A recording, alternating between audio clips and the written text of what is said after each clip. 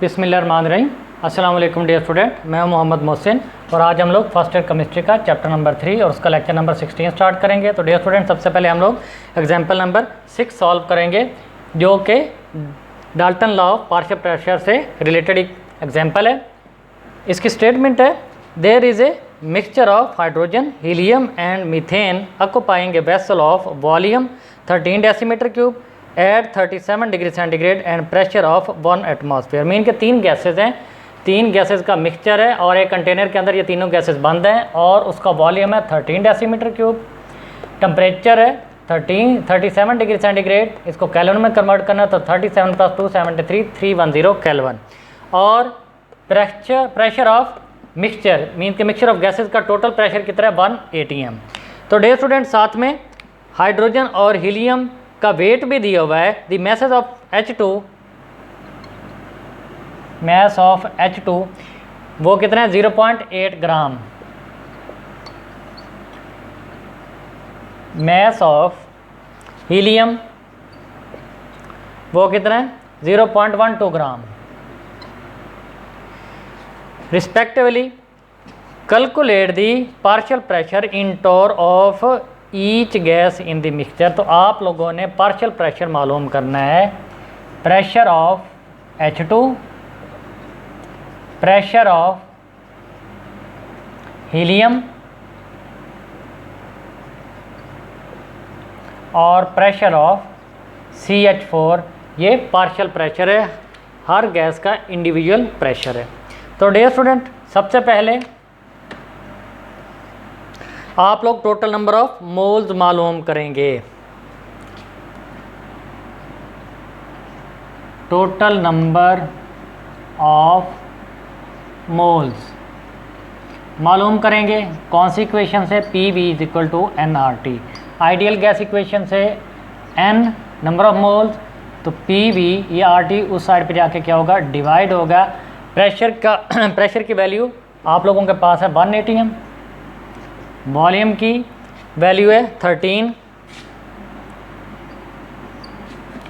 और R की value यहाँ पे क्या होगी। तो डियर स्टूडेंट, अब आप लोग खुद देख लो कि प्रेशर किस में है, atm में है, और वॉल्यूम किस में है, डेसीमीटर क्यूब में है। ये SI यूनिट्स नहीं है, तो इसमें R की वैल्यू क्या होगी 0.0821 और टेम्परेचर कितना है 310।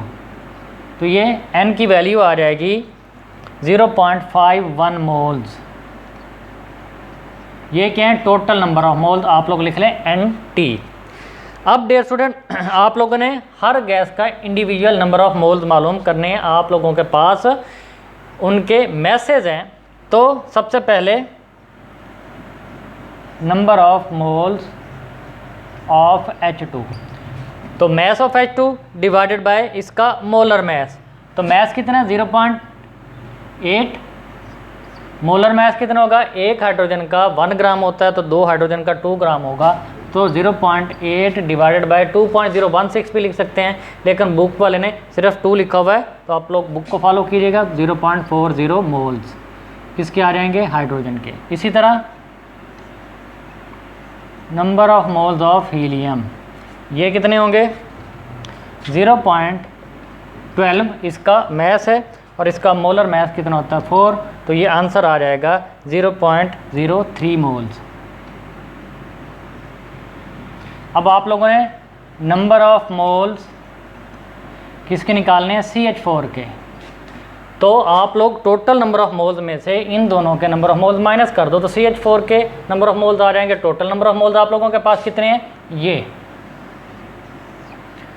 0.51। तो 0.51 में से 0.51 minus total number of moles में से 0.40 प्लस 0.03, ये क्या कर दो, माइनस कर दो, तो ये आंसर कितना आ जाएगा 0.084 मोल्स।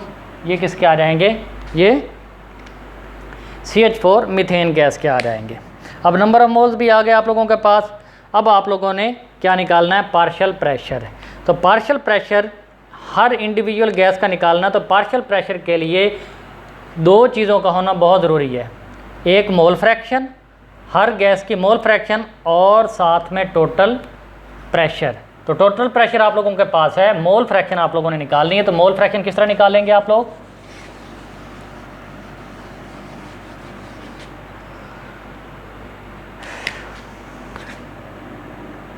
तो आप लोग मोल फ्रैक्शन को x से रिप्रेजेंट किया जाता है, तो XH2 ये मोल फ्रैक्शन है हाइड्रोजन की। तो इसके number of moles, mole fraction आप लोगों ने कल उसकी इक्वेशन पढ़ी थी मोल फ्रैक्शन में, तो वो क्या थी? Mole fraction NH2, number of moles of H2 divided by NT। NT number of moles of hydrogen divided by total number of moles of mixture. तो नंबर ऑफ मोल्स हाइड्रोजन कितने हैं? 0.40। Total number of moles कितने हैं? 0.51। तो ये mole fraction of H2 कितनी आ जाएगी? 0.784। फिर मोल फ्रैक्शन ऑफ हीलियम,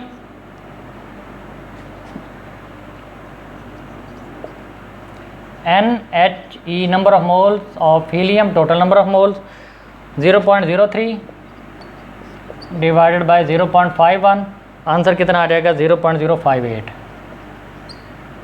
और XCH4 number of mole fraction of CH4 ये कितनी आ जाएगी? NCH4 divided by total number of moles 0.084 divided by 0.51। तो ये आंसर आ जाएगा 0.164। तो डेयर स्टूडेंट याद रखिएगा, कल भी मैंने आप लोगों को बताया था, जब आप लोग मोल फ्रैक्शन निकाल रहे होते हैं हर इंडिविजुअल गैस की, तो मोल फ्रैक्शन की वैल्यू यूनिट से कम होती है, 1 से कम होती है। बट ये भी याद रखें कि जब आप लोग जितनी भी गैसेज होंगी मिक्सचर के अंदर, उनकी मोल फ्रैक्शंस को ऐड करेंगे तो वो यूनिटी के बराबर होगी। तो ये याद रखिएगा, sum of mole fractions, sum of mole fractions of gases in mixture is equal to unity। ये हमेशा 1 के बराबर होगी। आप लोग इन तीनों को ऐड करेंगे तो अगर वैल्यू 1 होगी तो इसका मतलब है आप लोग जो न्यूमेरिकल कर रहे हो वो बिल्कुल ठीक है, आप लोग सही मोल फ्रैक्शन निकाल रहे हो। और अगर इसकी वैल्यू 1 से कम आ जाती है, ये 1 से ज़्यादा हो जाती है, तो इसका मतलब है आप लोग फिर कोई गलती कर रहे हो। अब आप लोग हर गैस का पार्शियल प्रेशर निकाल सकते हैं।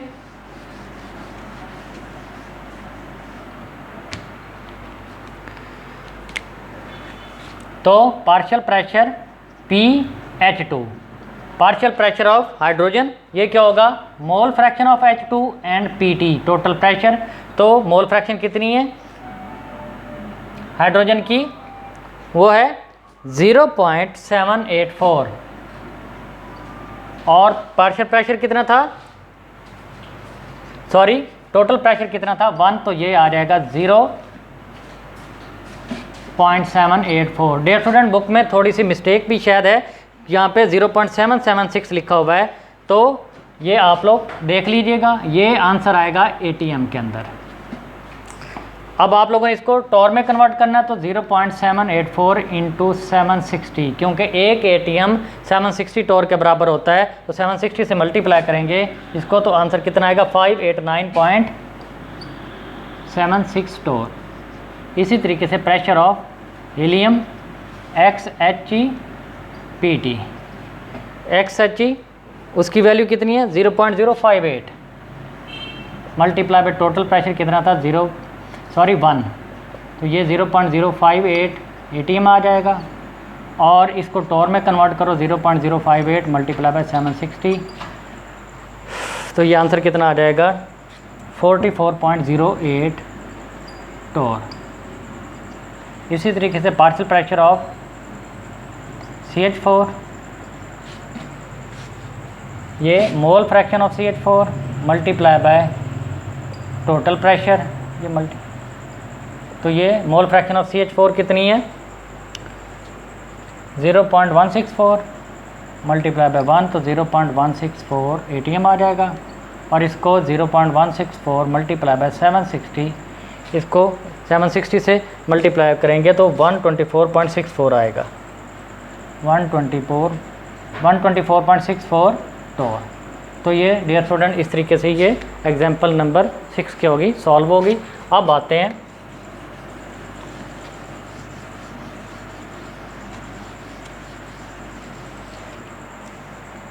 Applications of Dalton law of partial pressure.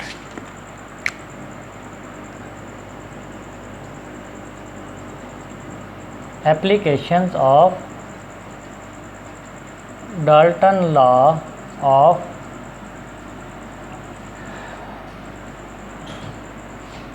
Partial pressure.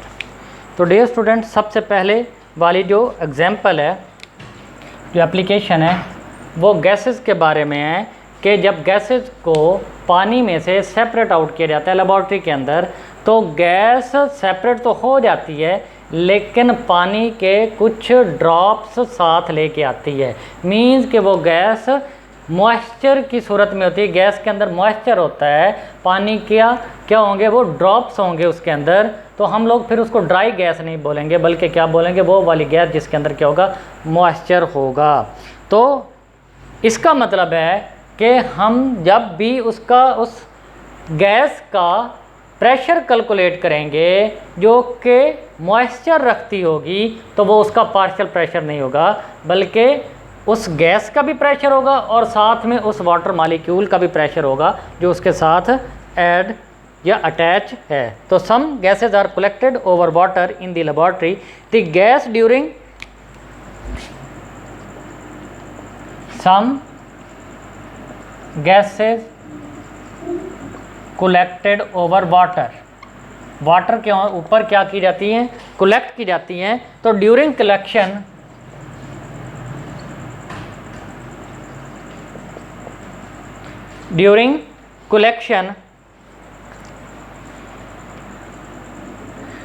Gas जो है, गैस गैदर्स वाटर वेपर्स, वो अपने साथ वाटर वेपर्स को ले जाती है एंड बिकम मॉइस्ट।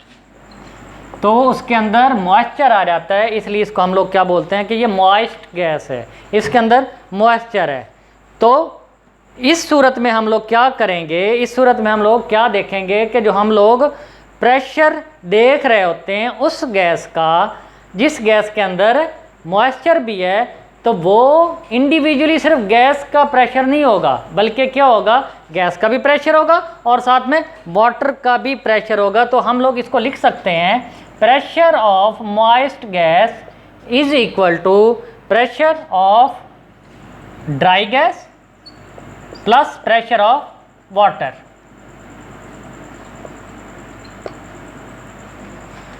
और यहाँ से हम लोगों ने अगर ड्राई गैस का प्रेशर निकालना हो तो हम लोग किस तरह निकालेंगे, हम लोग इस मॉइस्ट प्रेशर से प्रेशर ऑफ वाटर को क्या करेंगे, माइनस करेंगे। तो डियर स्टूडेंट साथ में ये भी आप लोगों को पता होना चाहिए कि ये जो प्रेशर ऑफ मॉइस्ट गैस है is equal to pressure of dry gas, और जो प्रेशर ऑफ वाटर इंप्लीमेंट हो रहा होता है वो उसकी एक्वस टेंशन की वजह से हो रहा होता है। एक्वस टेंशन, आप लोगों को पता है कि पानी के मॉलिक्यूल हर वक्त हरकत में रहते हैं, और एक्वस का मतलब पानी होता है, टेंशन हर मीन्स के पानी के मॉलिक्यूल की जो हरकत होती रहती है, इस हरकत की वजह से, मूवमेंट की वजह से वो प्रेशर एक्सर्ट करते हैं वाटर के मॉलिक्यूल्स। अब हम लोगों ने यहाँ पे ड्राई प्रेशर निकालना है, मीन्स के ड्राई गैस का प्रेशर निकालना है। तो इस ड्राई गैस का प्रेशर निकालना है तो ये एक्वस टेंशन या प्रेशर ऑफ वाटर जो है ये दूसरी साइड पे जाके क्या होगा, वो माइनस हो जाएगा। तो आप लोग लिखेंगे pressure of dry gas is equal to pressure of moist gas minus aqueous tension.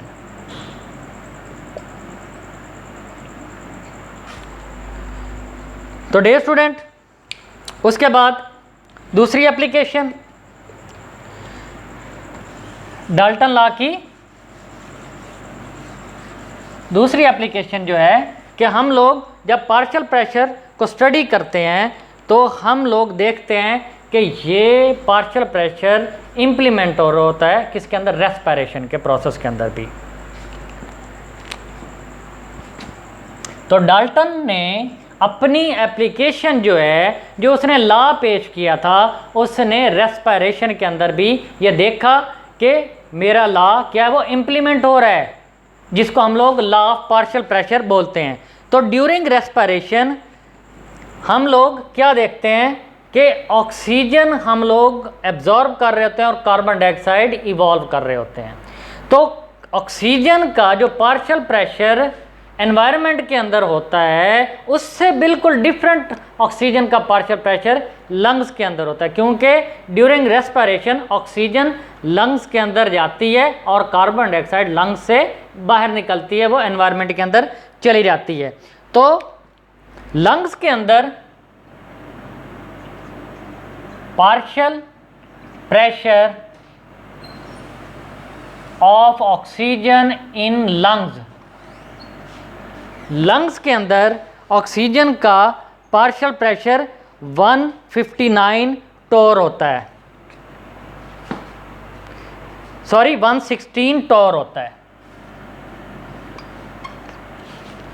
Lungs के अंदर ऑक्सीजन का पार्शियल प्रेशर कितना होता है, 116 टोर। और एयर के अंदर क्या होता है, इसका partial pressure of oxygen into air, वो कितना होता है, 159 टोर। तो डियर स्टूडेंट, जब यही ऑक्सीजन लंग्स के अंदर जाती है तो अपना पार्शियल प्रेशर चेंज करती है, क्योंकि टोटल जो प्रेशर होता है लंग्स के अंदर वो क्या होता है, कम होता है। इस वजह से ऑक्सीजन भी अपना पार्शियल प्रेशर कम कर लेती है लंग्स के अंदर। बट एनवायरनमेंट के अंदर जब ये जाती है तो ये अपना पार्शियल प्रेशर इंक्रीज कर लेती है, बढ़ा देती है। इसी तरीके से अगर हम लोग कार्बन डाइऑक्साइड को देखें तो carbon dioxide during respiration lungs से बाहर निकल जाती है, वो एस्केप कर जाती है इनटू द एनवायरनमेंट। तो डियर स्टूडेंट, अगर कार्बन डाइऑक्साइड का पार्शियल प्रेशर देखा जाए तो कार्बन डाइऑक्साइड का पार्शियल प्रेशर एयर में कम होता है, जबकि लंग्स में क्या होता है, ज़्यादा होता है।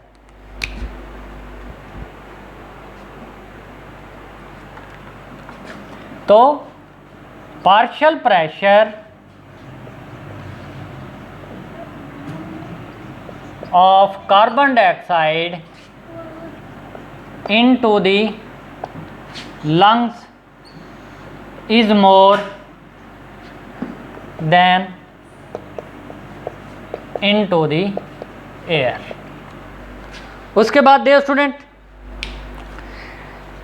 तीसरी एप्लीकेशन जो है डाल्टन लॉ की, वो अगर हम लोग बहुत ज़्यादा एल्टीट्यूड पे चले जाते हैं, बहुत ज़्यादा हाइट पे चले जाते हैं, तो उस वक्त क्या होता है, अगर मीन्स के जो पायलट्स होते हैं वो एरोप्लेन के अंदर बैठ के ऊपर जाते हैं, एयरक्राफ्ट्स के अंदर बैठ के ऊपर जाते हैं, बहुत ज़्यादा अल्टीट्यूड पे चले जाते हैं, तो वो साथ में क्या लेके जाते हैं, गैस के सिलेंडर लेके जाते हैं। क्योंकि जैसे जैसे हाइट पे जाएंगे गैसेस की कंसंट्रेशन कम होती जाएगी और सांस लेने के लिए टोटल प्रेशर जो गैसेस का बन रहा होता है एनवायरनमेंट के अंदर वो क्या होगा, कम हो जाएगा। जैसे जैसे ऊपर जाएंगे नंबर ऑफ मोल्स या नंबर ऑफ मॉलिक्यूल्स या आप लोग कह लें कंसंट्रेशन ऑफ गैसेस वो कम होती जाएगी और टोटल प्रेशर भी कम हो जाएगा। इसलिए सांस लेने में क्या होगी, दुश्वारी होगी। तो जैसे जैसे ऊपर जाएंगे, आप लोगों को पता है कि सांस लेने के लिए ऑक्सीजन का होना बहुत ज़रूरी है और ऑक्सीजन का एनवायरनमेंट के अंदर for breathing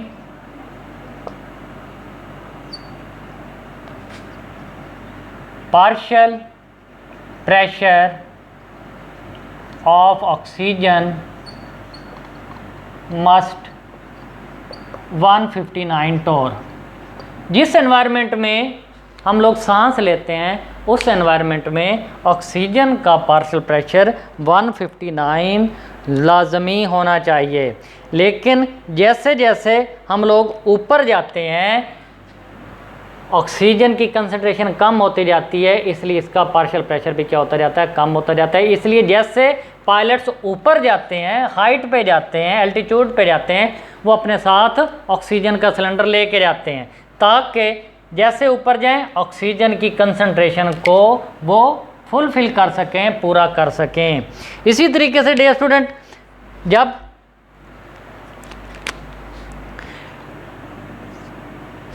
deep sea diverse, ये जो पानी के अंदर गोताखोर होते हैं, डाइवर्स होते हैं, वो पानी के अंदर जाते हैं, समंदर के अंदर जाते हैं, तो वो भी अपने साथ क्या लेके जाते हैं, गैसेस का सिलेंडर लेके जाते हैं, क्योंकि पानी के अंदर भी क्या होती है, गैसेस की कंसंट्रेशन बहुत कम होती है और सांस लेने में दुश्वारी होती है। तो deep sea divers take oxygen with inert gas, oxygen का सिलेंडर लेके जाते हैं और उसके साथ क्या होती है, कोई इनर्ट गैस होती है। इनर्ट गैस जैसे आप लोग हीलियम कह लो, क्योंकि उसने पानी के अंदर जाके टोटल प्रेशर फुलफिल करना होता है, टोटल प्रेशर को मेंटेन करना होता है। ऑक्सीजन का प्रेशर तो ऑक्सीजन से हो जाएगा, बाकी गैसेस का भी प्रेशर उसने मेंटेन करना होता है, तो वो हीलियम भी उसका साथ देगी। तो सांस लेने के लिए एनवायरनमेंट के अंदर जितना टोटल प्रेशर रिक्वायर्ड होता है, उसको फुलफिल करने के लिए जो डीप सी डाइवर्स होते हैं वो क्या करते हैं, वो अपने साथ गैस कौन सी लेके जाते हैं, ऑक्सीजन गैस भी लेके जाते हैं, और साथ में क्या होती है, हीलियम गैस भी होती है। तो डियर स्टूडेंट, वो साथ में ये भी बताता है कि जैसे जैसे वो नीचे जाता है, और जिसमें वो क्या 100 मीटर वो नीचे जाता है, 3 एटमॉस्फेरिक प्रेशर क्या होता जाता है, वो कम होता जाता है। जैसे जैसे नीचे डेप्थ में जाते हैं, 100 मीटर नीचे जाते हैं, 3 एटमॉस्फेयर प्रेशर क्या होता जाता है, वो कम होता जाता है।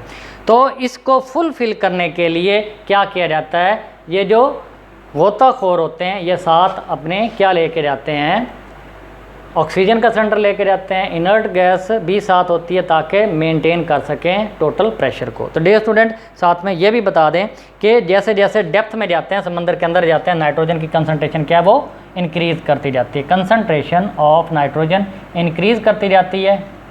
और नाइट्रोजन जो है वो क्या होती है, इंतहाई नुकसानदेह होती है किसी भी इंसान के लिए, और यही नाइट्रोजन फिर डिफ्यूज़ कर जाती है